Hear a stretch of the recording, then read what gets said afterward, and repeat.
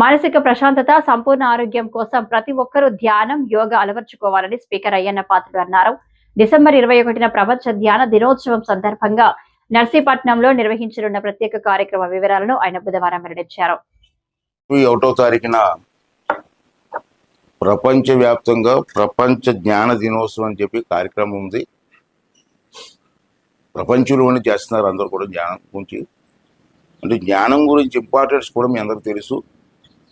ఇప్పుడు ఉన్నటువంటి పరిస్థితుల్లో ప్రతి వాడు, చిన్న పిల్లవాడి దగ్గర నుంచి పెద్ద ముసలివాడి వరకు రోజు టెన్షన్లే. మనకి ఎందుకు టెన్షన్ పడతాం మనకు తెలియదు, కానీ టెన్షన్.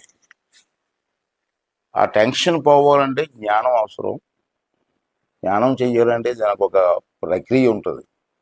కళ్ళు మూసుకొని కూర్చొని జ్ఞానం కాదు. కొంతమంది కళ్ళు మూసుకుంటారు, ఏదో ఆలోచిస్తుంటారు. అలా కాదు. జ్ఞానం కనుక ఒక ప్రక్రియ ఉంది. ఆ ప్రక్రియ కష్టం కాదు, ప్రతివాడు చేయొచ్చు. చిన్న పిల్లవాడి నుంచి పెద్దవాడి వరకు చేయొచ్చు. దాన్ని అలవర్చుకోవాల్సిన అవసరం ఉంది. అందుకే అప్పుడు పెద్దలందరూ కలిసి ప్రపంచవ్యాప్తంగా జ్ఞాన దినోత్సవం అంటే అన్ని గ్రామాల్లో కూడా చేయొచ్చు ఇది. అలాగే మనిషి ఆనందంగా ఉండాలంటే రెండు ఉండాలి. ఒకటి ప్రశాంతం, రెండు ఆరోగ్యం. ప్రశాంతం కూడా ముఖ్యం, అందుకే జ్ఞానం. ఆరోగ్యం కోసం యోగా. ఈ రెండు కానీ ప్రతి వాళ్ళకి అలవాటు చేయగలిగితే మనుషులు ఆనందంగా ఉంటారు. మనుషులంతా ఆనందంగా ఉండి ఆరోగ్యంగా ఉంటే ప్రపంచం కూడా ఆనందంగా ఆరోగ్యంగా ఉంటుంది. ఇది మెయిన్ సూత్రం. అంటే దానికోసం అని చెప్పి రేపు 27వ తారీఖున పెద్దలు అందరూ కలిసి ఆలోచన చేసి ఈ జ్ఞాన దినోత్సవాన్ని నర్సీపట్నంలో చేయాలని చెప్పి నిర్ణయం తీసుకోవడం జరిగింది. దానికి చాలామంది పెద్దలు కూడా వస్తున్నారు. అది ఆ కార్యక్రమం నర్సీపట్నం ఎన్టీ రామారావు గారు స్టేడియంలో ఏర్పాటు చేస్తున్నాం. 27వ తారీఖు సాయంత్రం 4 గంటల నుంచి స్టార్ట్ అవుతుంది. 4 గంటల నుంచి 6 గంటల వరకు 2 అవర్స్ అనుకుంటున్నాను నేను. ఆ 2 అవర్స్ కూడా అందరూ పార్టిసిపేట్ చేయండి.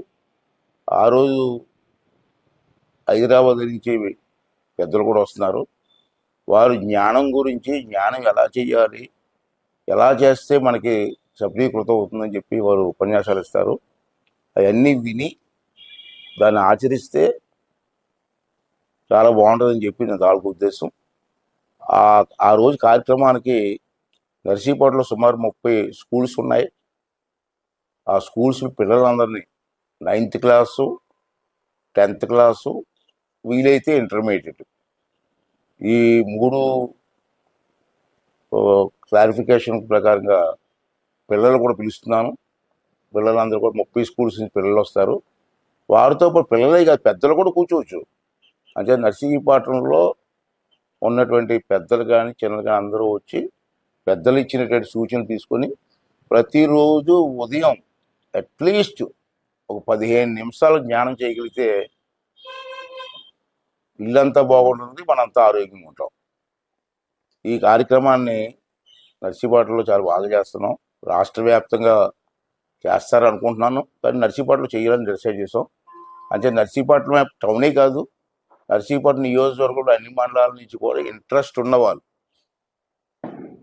దీని మీద ఆలోచన ఉన్నవారు, ఇంట్రెస్ట్ ఉన్నవారు అందరూ కూడా పార్టిసిపేట్ చేసి ఈ కార్యక్రమాన్ని విజయవంతం చేయవలసిందిగా ప్రతి ఒక్కరిని కూడా కోరుకున్నానండి. థ్యాంక్ యూ అండి.